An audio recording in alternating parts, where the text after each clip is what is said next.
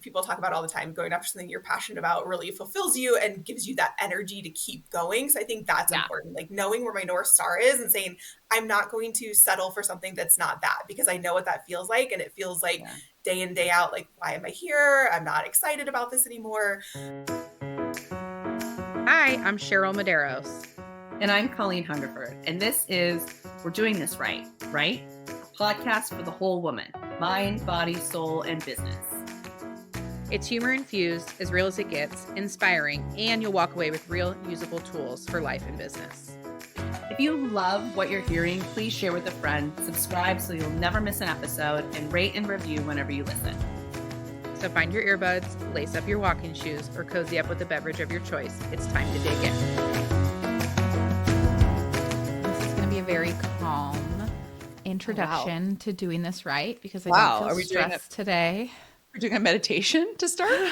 Thank you for being here. I'm going to need everybody to take a deep cleansing breath.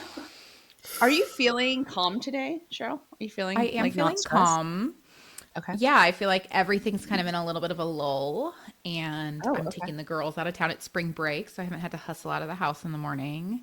Oh, that's nice. That's really So lovely. I just casually sat in my armchair with my coffee this morning and built my parenting newsletter for the month. Oh, that's really lovely. I want to tell you something that happened to me today very briefly. I love Starbucks blonde roast coffee. I realize this is not great. Yeah. It is the coffee that I get at Starbucks when I go there. It is the less burnt tasting coffee of all. Anyway. Okay. Yeah, I can relate. I know my day was going great when I pulled up to the Starbucks next to my office, and they serve blonde roast all day long, which most Starbucks do not. They stop serving it at like 9 a.m. And I just took this as a sign that it was going to be a really great day. Just a really great day. I was like, wow, it was just so easy, and they serve it all day, and it was no problem. So I hope everybody just takes that with them today. It's just going to be an easy day. It's going to be, we had a deep cleansing breath, slow start morning, and Colleen had her blonde roast at whatever time she wanted it. At 11:30, which usually is not available. So honestly, that'd be like McDonald's serving breakfast all day, because I love an egg McMuffin and hash brown. Yes. Correct. Well, this is neither here nor there, because that's not what we're talking about today. But not thanks at all. For coming. So we have a guest today, Jessica Joelson, a California native. Jessica built her career on analyzing financial data. Sounds intriguing. Recommending strategies and implementing policies and procedures to make businesses more efficient and minimize their risk. After a successful career as a CPA, she became passionate about sustainability in 2019 and has been striving to drive impact ever since. When she's not working, you can find her outdoors with her husband and son, camping, mountain biking, skiing, gardening, and most recently, writing a children's book playfully focused on sustainability. Yes. Also, quick shout out, Jessica and I went to college together. Yeah. Oh my God. So we were on the swim team together. Blast from the past. Amazing. I didn't know you swam in college, Cheryl. Yeah, girl. I thought it stopped in high school. Okay, first, because I'm a sports nerd, what events did you guys swim? Cheryl, go, Jessica. Okay. I was a sprinter and a butterflyer. So 50 and 100 free, and then 100 fly. Yeah, and I was distance. I did the 500 and I did backstroke. Holy shit. So like polar opposites, I'm realizing now. Yeah. Like a distance race was a punishment to me. Like legit remember being punished in college for not coming to enough practices one week. And he made me swim like the 1,000. And I'm like, you're an asshole. Not for me. And I don't know how to breathe at this much. Yeah. I loved it because I could sing an entire my favorite rap song during the 5 minutes that I swim the 500. I'm like, oh my God. Done. Oh, I just finished. That's perfect. I'm just what was it? What'd you sing? What did you rap in your head? Tupac's Changes. Oh, okay.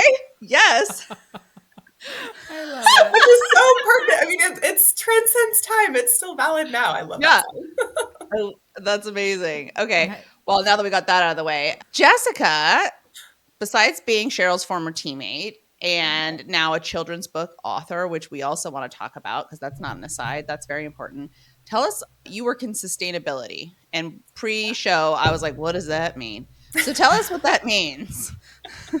So it's kind of funny. It's actually almost plug and playing what I was doing in accounting, but doing it from a sustainability lens. So really looking at a company and saying, where are your risks and how does that tie into sustainability? And how can we help de-risk the company by making them more sustainable? And usually Okay. the best part about this, especially coming from a finance background, is being more sustainable usually means costing less money to the businesses, which is fantastic. Who Oh, doesn't want to save yeah. money and help the planet at the same time? So I mean, I Yeah, I don't do. know those people. Those people aren't listening. Those people are not listening, but those people live close to me. I live in the woods. oh no. So what Yeah. does that mean? So like are you working with big businesses, medium-sized businesses, small businesses? Is it a mix of all of that? Like is your clientele? Yeah, definitely. Right Or now, it's ideal? small businesses that are kind of getting their start. Oh, I'm working for a sustainable lithium extraction company, which is a rare earth mineral, and they're doing it in a way that it's maybe 1/10 of the footprint that's been done normally. I mean, we'll talk about, I don't know, so many different things, but like 1/8 of the water that's usually used, like 1% of the energy that's being used, but on normal operations, they basically they've taken an operation and made it sustainable in and of itself. So kind of helping them with a strategy on that, as well as, okay, now that we've done this, how do we get our customers to know what we're doing and making sure that, everybody knows, like, this is the way to go, this is the way of the future, let's do something and streamline it and make the processes more efficient. So it's kind of helping from a strategy perspective on that lens. But what I'd love to do is get into the real estate industry. oh my And I God, know a tell us thing or two more. about I know, that. I'm like, those are the right We know people. those people. I We know know. them. Yeah, absolutely. So, you take a building that's been around for 50, 100 years, it's got some antiquated processes in it, probably some old systems that are inefficient. And I think technology now has just skyrocketed to the point where you can really do a lot in terms of reducing your energy, water, and waste usage, and then your greenhouse gas emissions, right? Which we all know are what causes a lot of the pollution. Yeah. Really looking at a building's whole entirety as a system and figuring out ways to help make it more efficient and in turn more sustainable. So go back to the concept, because I think when people hear this, and I think, like when a building owner or even a business owner hears this, they're like, that's going to cost me a lot of money. If I have to change all the systems in my building, that's going to cost me a lot of money. So is that like or even with the lithium company, right? Like Yeah. to me, I'm like, oh God, they probably hate to see her coming because they're like, oh my God, this is like going to cost me so much money. But you're Yeah. saying actually, no. It's interesting, and because I look at it from a finance lens, it's like in the long run it doesn't. It will cost you Okay. something up front, right? It's Yeah. always okay. So it's like buying, that $200 pair of jeans. Is that going to last you the next 10 years? Probably. You're going to spend less money on jeans in the near future, right? But Okay. if you buy that $20 pair that's probably going to have its seams unravel in the next year, then you're going to just keep rebuying that pair of jeans. So I think about it in that Okay, wait, terminology, right? pause for a second, because Yeah. I just want everyone to remember that analogy when they go to buy the $200 pair of jeans. That's actually a sustainable action. So you're justified in all the things that you're doing. So sorry, Jessica, go Girl on. Yeah, math. that's all good. Girl math. Girl I'm like, sustainability. exactly, girl math. I'm like, yeah, you want to buy something that's going to last a really long time. And it's Yes. funny because not only does it save you money in the long run, but think about it from a sustainability perspective, right? You're not throwing that pair of jeans in the trash every year.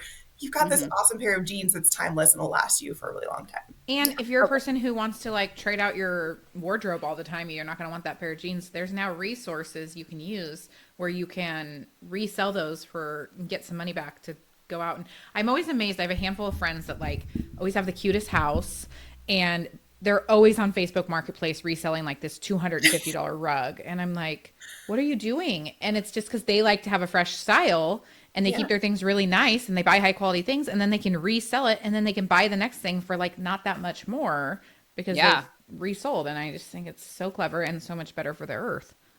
Yes. It The is. reselling It game takes is a on lot of point. time though. It takes a lot of like patience and time Okay, on well, that. enter declutter with Danielle, who will come do that shit Yeah. for you, or somebody like Enter- Danielle, Yes. wherever you Yes. are. Mariah. Okay, so I want to go back to the lithium thing because obviously that is a really hot topic right now Yeah. with Ukraine and with electric cars and whatever. So like talk to us a little bit about what you're doing for them in that space, and just as an aside, if you have any knowledge, like what are we seeing? What insider stuff are we seeing happening over there in that lithium situation? Yeah, because what's really lithium's a big deal. it Lithium's a big is. deal.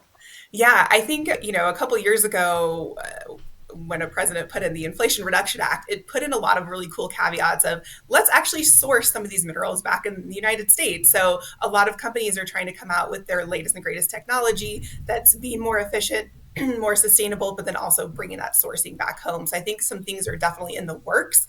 And while Okay. it's not like something you can just turn on a dime, it takes a while to construct, come up with the idea. It is something that's happening, and it will be here in the next couple of years, which is really exciting. That's so Where do we cool. get lithium? Right now, there's like, there's Colorado? little pockets. It's all over the place. Not in Colorado. Actually, this place is in Southern California. Yeah, Okay. but like in this one's coming out of like a salt brine in the Salton Sea. I don't know if you guys have heard of that or not, but Yeah, but it's only in pairing with like stories. it's like pairing with a geothermal plant that basically sucks water out from under the ground. It's siphoning off some of that water, extracting the lithium, putting the water back in, and then it just goes back into the earth, which is an awesome, called circular process. Wow, my brain did not realize it. So it's in like a slushy water Yeah, situation, basically. Okay. yeah, yeah, Okay, because it's definitely. in the ground, it's in the silt or whatever. What's that Hmm. word that I'm trying to Yeah, like I say? don't far know. You already know underground. more than I do, Colleen. Well I done. I'm like, lithium is in know. a battery, right? It's in Yes, the lithium battery, is right? super key to a Yeah, battery. Yeah, yeah, yeah. and it And goes you in can't take this. them on planes. No, Tell you that. don't want that. It's actually really interesting. It goes into like even drones. Everything. I mean, I feel like everything requires a battery now. So even Yeah. protecting the U.S. like we need these core minerals to do that. Well, and not to we're not a political show, but also kind of. But that's the whole part of the whole situation going on with Ukraine is they're a Mhm. huge resource for lithium. Yeah, And that is why there's like some talks. I don't know. That's yeah, why it's important. But anyway, okay. So you're doing this now, but really you want to work, you want to move into working in commercial real estate and helping owners of buildings and then maybe leases reduce their overall carbon footprint, or is it just all sustainability? Like talk to us a little bit more about that. yeah. I What know does that it's look like? there's so many facets when you talk about, some people talk about sustainability or environmentalism. There's so many different facets to it. I think for a real estate company or, person who owns even a house, it's really focusing on three or four key issues: your Okay. energy, your water, your waste, and then your carbon emissions. And usually carbon emissions are a derivative of your water and your energy and your waste. So if you tackle those, you're kind of tackling your carbon emissions as well. And those are the really bad ones for the planet. Okay. So Okay, so what I was really hoping to talk about today, because not everybody listening is going to own a building or have Yeah. lithium to extract. What can I I do. do in I my want to. home and with my kids? And well, let's start with like, what can I do in my home? Like a handful of tangible things that I could control. Yeah. I feel like so much of this climate change and all of the things feels too big to tackle. So Mm. it's almost like you get paralyzed by overwhelm of what the fuck can I possibly do to impact this. Yeah. So I need small bite-sized things that I could actually do today that might Yeah. make a difference. I Can love you help that. And I me? think it depends on the person, right? So let's start with just kind of a overall, what do you care about the most? Like what's going to get you Mm. motivated? Do you care about how much trash you're giving away? Like you see giant bags of trash every week and you're like, I've got to do something about this. Or are you like, oh my gosh, I use so much water. My water bill is through the roof. Like that's what I want to focus on first. And usually a lot of companies and people go through their expenses and say, what am I spending a lot of money on? That's what I want to tackle first. So I can kind of go through those three buckets and give you guys some good tangible bites. That'd Yeah, be awesome. fabulous. The first time I went to the dump as an adult, Oh my God. how Traumatic. rattling that was. I'm like, whoa, what the fuck is all this trash? And that really has made a big impact on me in like how and what we use. And I've really shifted in my home like to a place of this is how I've tackled sustainability so far is like I'm bringing less things into my home because I know that the more I bring into my home, the more I'm eventually going to have to get rid of. And if I can reduce the consumerism, maybe like even just my little facet of the world, it can make an impact long term when like the need's not as high, so they're not going to produce as much shit. The first time I went to a dump, first of all, do you guys remember like it was like PBS or Sesame Street or something used to show us those videos in the 80s and 90s of the dumps. Mm-hmm. And you were like, oh, okay, yeah, that's a lot of trash. But when you go and see it in person, it's traumatizing. I used to run a construction company, Jessica, and we, you know, would sometimes have to, I didn't ever go, but one time I went, you have to go and like dump the stuff. Mm-hmm. And I was like, oh my God, it's literally a mountain of trash. And there's a bulldozer up there with like pushing a couch and a refrigerator into the piles of more trash. And I was like, oh, what are we doing? Like, this is awful. And that is really Well, and then in New overwhelming. York, don't they dump it in the ocean? Yeah. Oh my And gosh. Do I don't they? know. I might be making this I don't up. know if they It might just be a still bad do that. dream.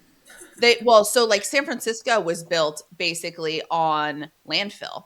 So they extended parts of San Francisco, and that is literally built on landfill, and it's like a little bit boggy over on the outskirts of the city. So they do that and then build on top of it.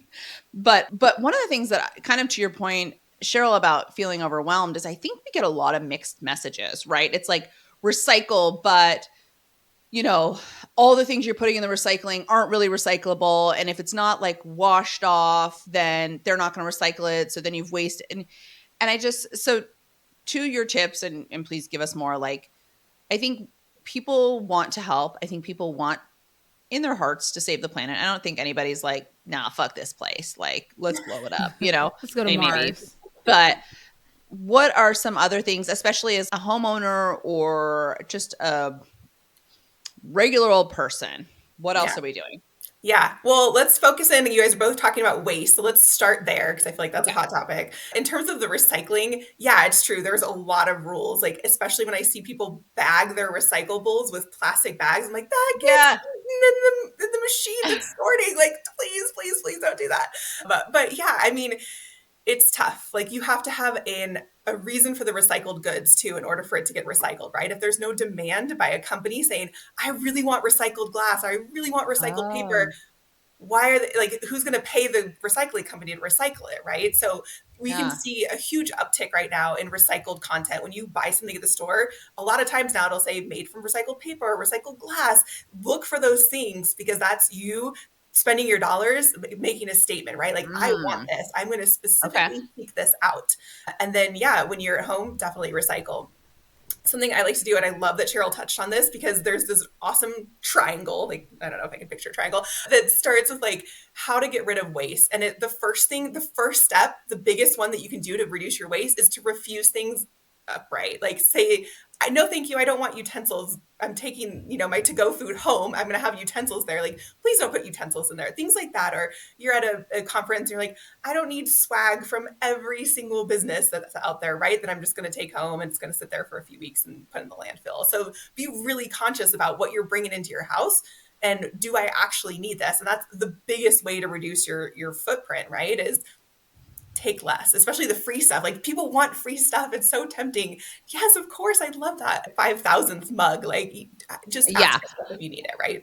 And I think as business owners, which a lot of our listeners are, I think there's a call to action there also for your swag, right? Mm-hmm. Like, when we're thinking about swag and we're thinking about giveaways, like, let's be thoughtful about those things. I tend to like to do I almost said an edible. That's not what I mean, but something that is. Yes, I was thinking the same thing. I love edibles too, Colleen. They don't fly here in the Midwest. Okay, can't give those away at the school fair. Keep up, Indy. Come on. But something that is consumable, right, with a little bit less waste, so that I'm like, I don't need another, I don't know, fucking thing on my desk that I'm going to throw away. Or even I'm thinking, as you're saying this, like, as a parent, when we're talking about, oh my God, gift bags for parties, like all the waste and the plastic that goes into the gift bags that we're like, we just need to fill it with shit because we're supposed to do this and we're supposed to give these things out. Yeah. And as a parent, I'm just going to put it out there, and maybe we can start this movement, is I don't want any of that. I don't want it. I don't want it. And even like, we're on the cusp here of Easter. And if you guys are Easter basket people, I'm like, okay, I don't really want my kids to have candy, but I also don't want a bunch of little plastic shit everywhere that I'm going to just get fucking frustrated with and then throw it in the trash can because I'm overwhelmed with clutter. So I almost would rather give them sugar. I can't decide. I can't decide either. Do you know what my mother-in-law always did for her kids' Easter baskets? Kites. And I thought that was really cute because it's like a fun thing that they can play with, whatever. But guess what? Guess what kites are made out of? Fucking plastic. And then inevitably they get stuck in the tree. And then they're in the trash. Yeah, they're stuck in the tree and they're broken. So I think maybe we just make Easter bread or something and be done with it. Yeah, a family experience. My husband's all about experiences. So we replace a lot of like tangible stuff with what can we do as a family, or what can we give you that'll like you'll keep that memory longer than you'll remember that little Easter shaped eraser. And you know, nobody wants that, by the way. Yeah. Also, like even the gift bag that you're wrapping the present in, I have started to just not wrap my presents and just bring them unwrapped, or like the girls draw a picture and we tape it on the front of it. And like, here you go. That's all you get from us because number one, I'm lazy. And number two, like, I don't want to spend money. I'm not going to spend another $8 on a wrapping bag in addition to the $25 present we just bought you for the 17th birthday party we're going to this weekend. Yeah. Well, here's the thing. If we could all also rally around this, stop writing on the gift bags. Just stop writing on the gift bags. Then we can't reuse that shit. Reuse them. Yeah. Yeah. Be sustainable, guys. Thanks for being here, Jessica. This has been great. I love it. You're coming up with so many ideas. We've now revolutionized parenting. Okay, we're not going to do gift bags anymore. We're not doing Easter. We've canceled plastic Easter and reusing gift bags. Okay. Now you give us some ideas. Tell us. You guys remember like Easter, like dyeing actual eggs that you would then eat, like. Yeah, but guess what? Eggs are too fucking expensive now. So I know. No one's yesterday, doing that. I was at the grocery store yesterday and I looked up and I saw the egg dyeing kit and I was like, oh, we should get that. And I was like, no, because I'm not buying eggs to color. Yeah. I mean, you could hard boil them and do that way, right? That would be more like everybody can do two. I can't waste them. They can't rot. No. And do you imagine like, gold. I don't know if you guys did this, but did you ever like blow eggs where you like put a hole in the top and the bottom and you like blow them out, right? So then you would just waste a dozen eggs and then you color them. How could we? I mean, this is kind of like during COVID times. when we joked about like how we used to TP in egg houses. Like now we can't afford to TP or egg anything. Okay, so Easter's.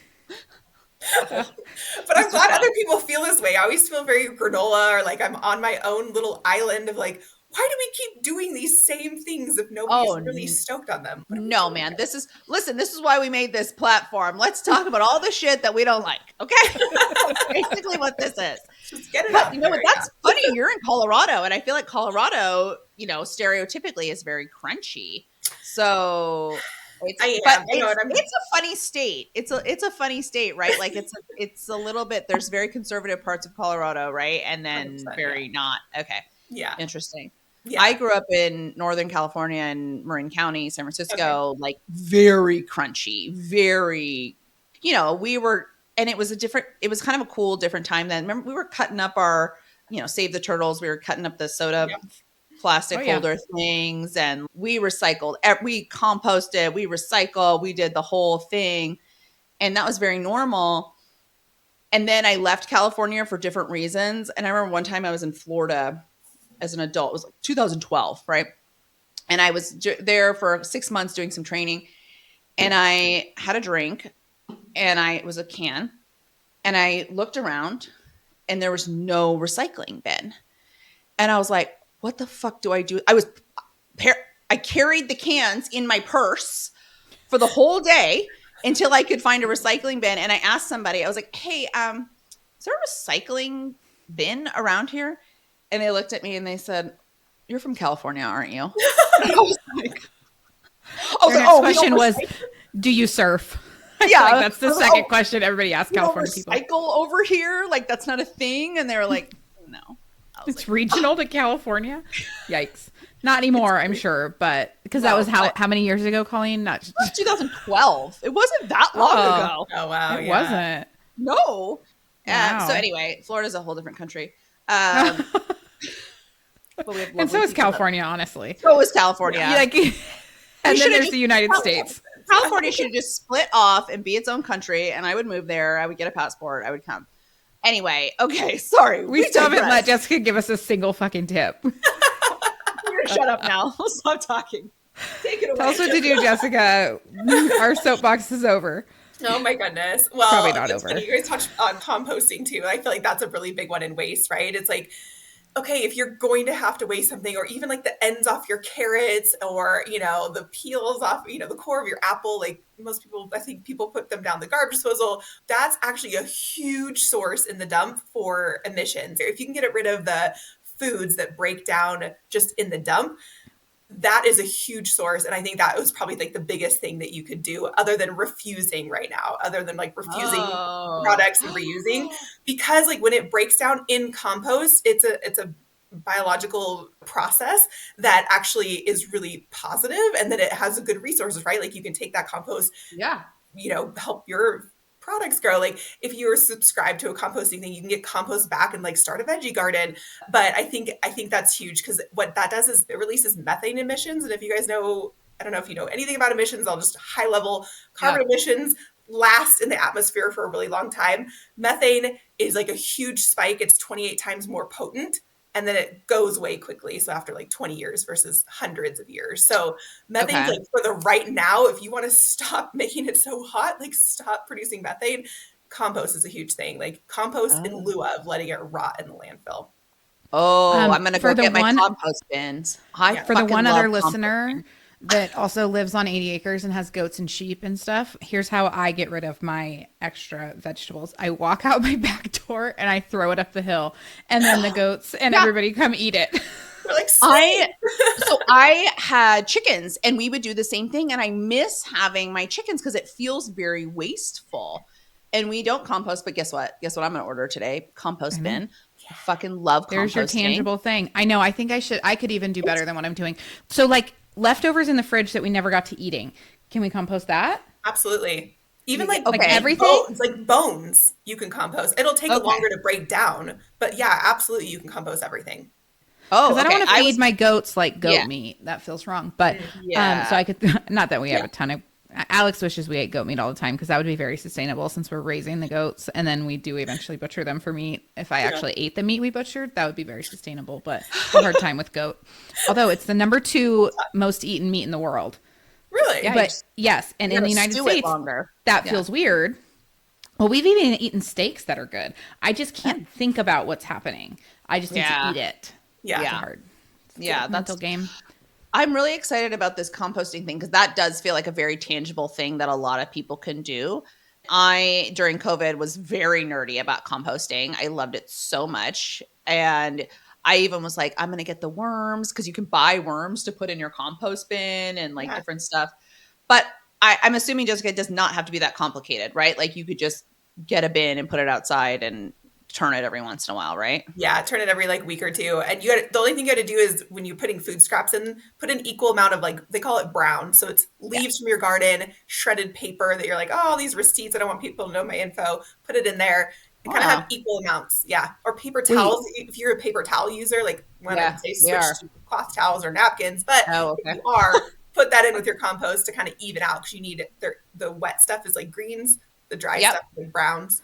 Make it so legit, like paper, like layers of stuff, like things I would normally shred. I could just compost. Yeah, you could put your shredding in there. Shred them first. Shred them first, just so it's like easier to break down, because the little wiggler worms are going to get in there, and it's hard for them to chew through like a whole piece of paper. But like a little piece of shredded paper is. Well, don't be so fucking lazy, worms. Let's go. Worms, do your part.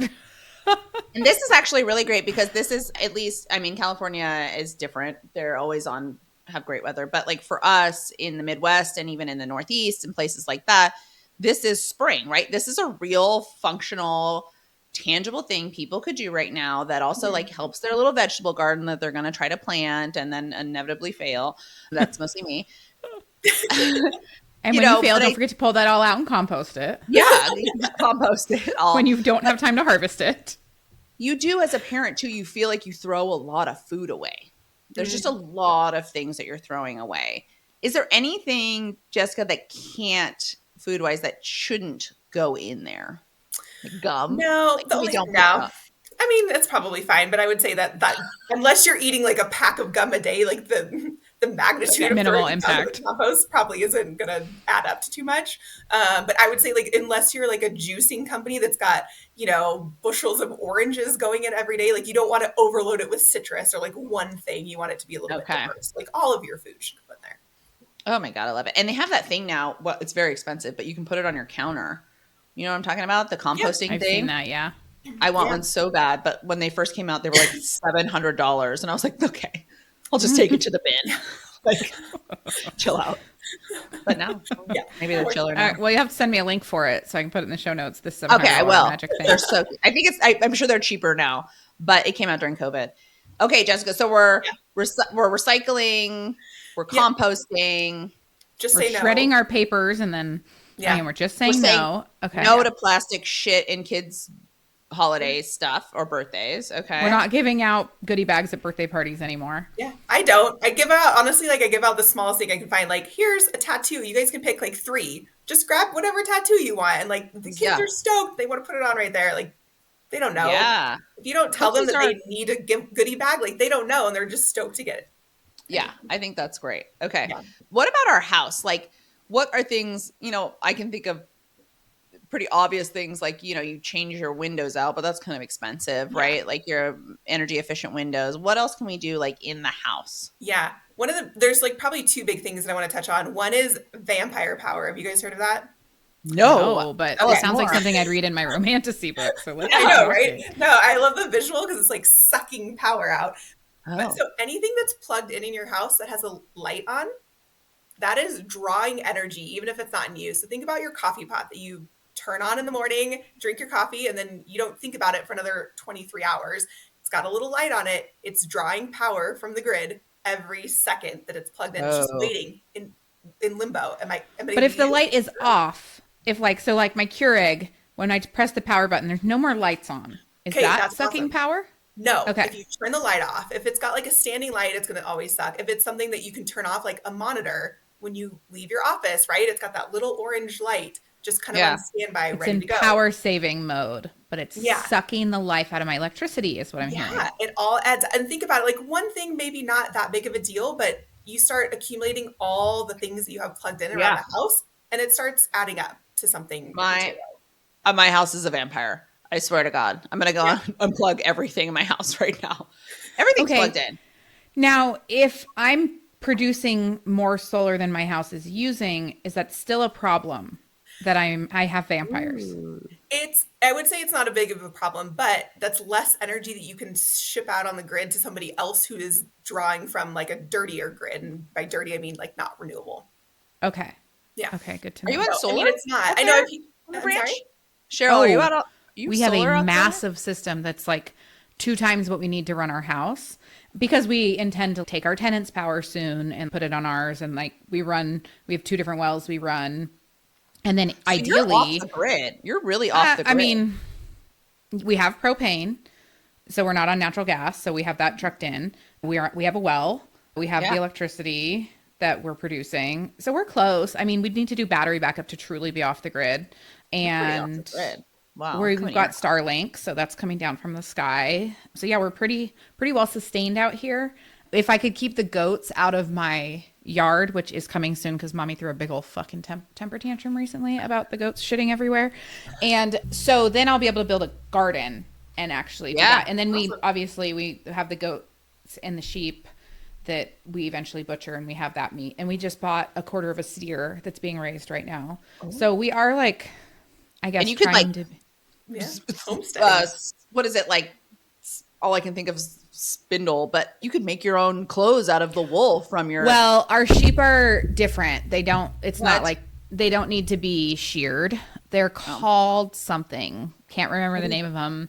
They're really, but they don't have that same kind of wool. They don't have wool, and they have they do, but it doesn't grow like that. It's. I don't know. This is a question for Alex because somehow I'm homesteading and I have no fucking idea what we're doing. You're like the worst homesteader I've ever met. It's just kind of happening around me and I don't do anything. My goal is to get a plug-in electric vehicle because we make enough power that then I wouldn't need to go buy gas. And we would have that, whole gas bill would be offset. So when we bought this last car, I was really kind of weighing in the gas savings, because I have more than, like, literally we're making more than enough power that I could drive everywhere. Wow. But Honda doesn't make a large enough plug-in electric vehicle, and I'm still married to a Honda service manager. Okay. So here we are. Okay. Okay, I have an Anyhow. interesting point I'd love to share that I learned Please. after I bought my fully electric vehicle. Most people drive it only 30 miles a day. I see as a realtor, you're probably doing a long, so you probably want a full battery. But for the average person who's just driving to school every day or driving to work and back, you can do a plug-in hybrid and totally get more out of that than if you bought the one that's like, oh, I want the 300-mile range, because the number of times people go on those long haul trips is usually like slim to none. And it only takes, those rare earth minerals we started the conversation talking about. Yeah. It takes like we'll say 1/75th of the amount of energy and materials to go into a plug-in hybrid than it does for the battery of a full hybrid. So like, think about all those minerals that you need just for one fully electric vehicle right now. If you're not using it like every day at the 300 miles that you need, you're probably going to be better off getting the plug-in hybrid, which I also think is a little bit cheaper. You hear that, Elon? Make some changes. Let's get efficient. Okay. Yeah. I want to ask a dumb question. Okay. About the hybrids, the plug-in hybrids and the whatever, like, how does this work? Like, like is a hybrid, like I can plug it in and also I can put gas in it? Is that the thing? Yeah. Okay. Hybrid, like dual engine. So it's got the normal ICE engine, the internal combustion, and it's got the battery powered. Once you run out of battery on a plug-in hybrid, it'll just switch to the gas. Okay. Or if you're at like a less efficient use, like if you need to like speed up really fast, and it would be better on, it smart switches between the two systems to be as efficient as possible. Because I feel like I knew that, but I don't know that I really knew that. But everybody tells me that I'm not allowed to get an electric vehicle because I don't even charge my phone. But I could get one of these. Yeah. So Yeah. that feels Worst better. case scenario, you're just using the normal engine. Yeah. I mean, I hope you'll plug your car in at night. Yeah, I hope I would too. Also, I would hope David would as a backup to me. I think the kids are old enough, honestly, to go check if mom's car's plugged in. Listen, Vivian would be on it. She's like, I told her I was going to hire her as director of compliance because she is like, she is so like, she's like, Mom, you need to sign this form. I was like, okay. And then she's like, Dad needs to sign this form. Who signs it? It's like adult witness on the bottom. She's like, who's the adult witness? I was like, that's not us. Okay. Like, so she asked, she's like, okay, will you pay me? I said, yeah, man. She's like, okay, great. She would be I already am paying you, honey. Ask the IRS. She doesn't know. I want you to tell us about your children's book because I think this is really cool. And you mentioned that it's going to be a series. So tell us all about this because this is exciting. Yeah. Definitely. I mean, it was definitely spurred by my son, who's now 5, and has definitely heard mommy's sustainability, mantras and tricks. And he'll often say like, oh, that bus, that's bad for the planet. And we'll talk about like why it's bad for the planet and go on those tangents. And he's also learning Mandarin right now as 5 in pre-K. Wow. Like, they always say like, this is the time that kids learn things. So it kind of sparked like I should be teaching about this. And then I read this book about habits and the power of habits and how hard it is for us to change them as adults. I'm like, why should we just teach kids the status quo about, sustainability and the environment and then have to retrain them when they're 20? I'm like, no, that's actually not okay. We should be doing X, Y, Z. Why not train them now? And I started looking at other sustainability books and was like, ooh, that one's like really dark and really morbid. And I don't want it to go that level for a kid, right? This should be like, oh, common sense. Like we shouldn't do that and be really disrespectful to the planet, right? Right. So this first book, it's right now, it's a coloring book on Amazon, but I'm going to get it fully illustrated in the next couple of weeks. We're wrapping up, and then it'll be out as like just a children's book. But it's focused on an underwater friend group, and I'm throwing in leadership since I come from a background of leading strong teams. So I'm throwing in like teamwork, leadership, and a sustainability problem about an octopus who's drinking water bottles, and at the rate that they causes like the Pacific garbage patch. So. Oh my God, an octopus drinking water bottles is so cute. Right. And it's like, And as it, oh, okay, Yeah, 8 waters. yeah. with And all how its arms, Clever. you're so yeah. cute. And so you're like, oh, okay, so now you've created the problem. How are you going to fix it? Do you fix it alone, or is it easier to fix with friends, right? And trying to teach them about teamwork and coming up with like different ideas and how to strategize and then doing something about it, right? Let's action this and get it done. And you feel good about contributing, even though, you made a mistake, you fixed your wrongs and like move on with Right. life, right? That's the first one. And then it's going to go on different settings like farm and urban animals and stuff, and kind of go in different scenes about different problems that I've seen around that I think kids can really relate to. Oh, what is it called? This one is called Ocean Friends, The Dark Shadow. Oh, Okay. I like it. Yeah. I So then like all it. of them, That's they're under an umbrella of Planet Pals is like my series title. So then, yes. yeah, so it'll be fun. It'll be like urban friends, forest friends, farm friends, things like that. And then the So title cute. about it. And then they can have several titles And for, what age range are these books for, do you think? yeah, I would say probably like 3 to 8. Okay, Those are like cool. the older ones with the coloring book, right? Because they're like, okay, do I still need a children's book? But the coloring book is like really Love that. intricate coloring, so Yeah. it's more of like the zen out focused. Yes, amazing. Okay, well, speaking about things to put in an Easter basket. Although Yeah. this is going to come out too late. Sorry, guys. What's the next holiday after Easter? Christmas is coming. 4th of July baskets? 4th of July. I know, right? What's We'll do Pinterest it. telling us we have to do next? Yeah. Birthday gifts. What a great birthday gift. Yeah. Or Birthday, come on, you're grad- gonna do birthday baskets. kindergarten graduation. Like there's Yeah. Oh, lots yeah. of things. I love it. that you could Okay, do. Jessica, I have 2 last remaining questions before we let you go have an efficient, sustainable day. One, what is one like thing that you haven't said yet that like everybody could do today to make a difference? Yeah, today. I know, I'm like, today is tough. This week.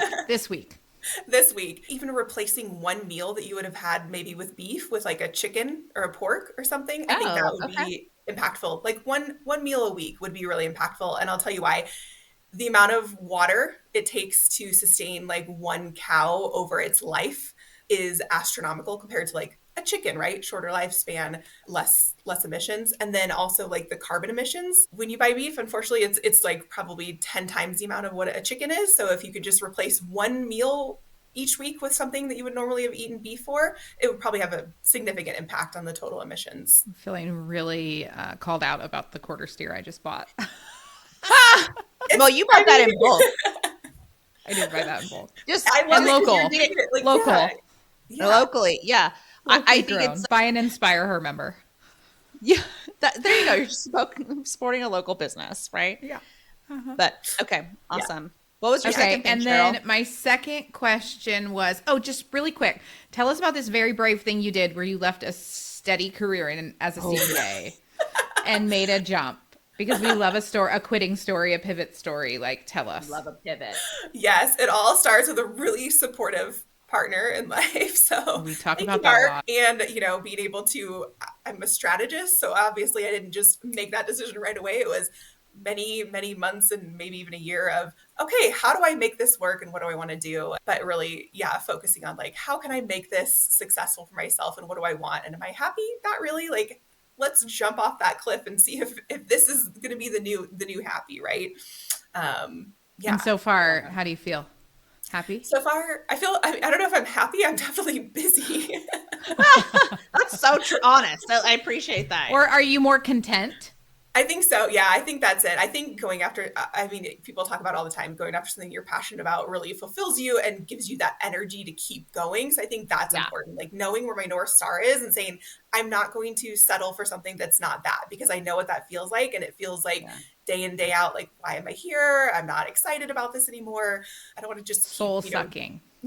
Keep doing the same thing to help companies get more money when like, I could see how much they could benefit from just implementing sustainable practices, right? Like I want to help them make money, but doing it sustainably. So I think it's a good pivot for me. And I'm a serial learner. Like I wanted to learn how to farm. So I took a farming class. I wanted to learn how to mountain bike, took a mountain biking class. Like now I'm trying to really hone in on sustainability and getting my MBA there. So this seems like a natural next step for me. I think there is a difference of like, you know, when you go after your passion or you go after a big goal, it's not like it's less work, probably more work. You're probably also more tired, but also there's just, you know, Cheryl, you said it, there's just an energy that makes you feel excited about what you're doing. And I think that we talk a lot about like what is defining success. And I think that is part of it, right? Like when you are excited about what you're doing and you know, can get in, like Cheryl talks about like being in flow. Like I think being in flow happens when you're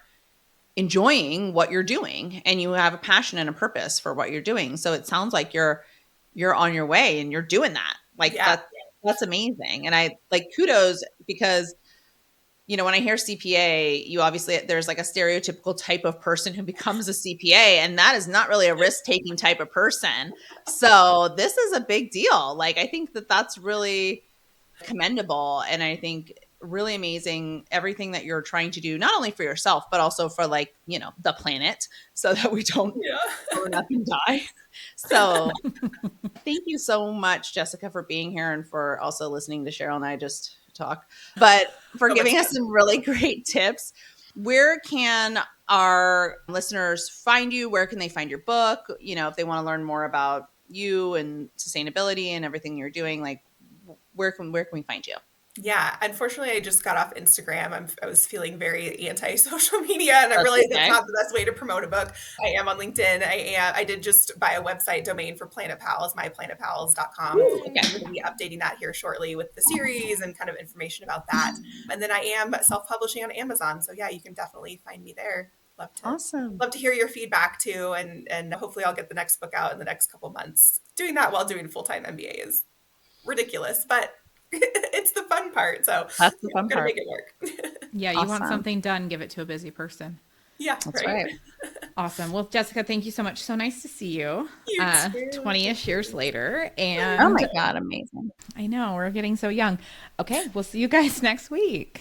All right. Bye. Bye. That's a wrap. Thank you for joining us on this journey of laughter, life, and growth. And remember, you're not alone on this path to success. We're right here with you every step of the way. Please remember to hit that subscribe button so you never miss an episode. And if you found value in today's conversation, we'd be thrilled if you would leave us a review on your favorite platform. Your feedback means the world to us. And don't forget to share this podcast with your friends, family, and anyone who could use a good laugh and some practical insight into navigating the challenges and triumphs of our minds, body, soul, and business. Remember, we're doing this right.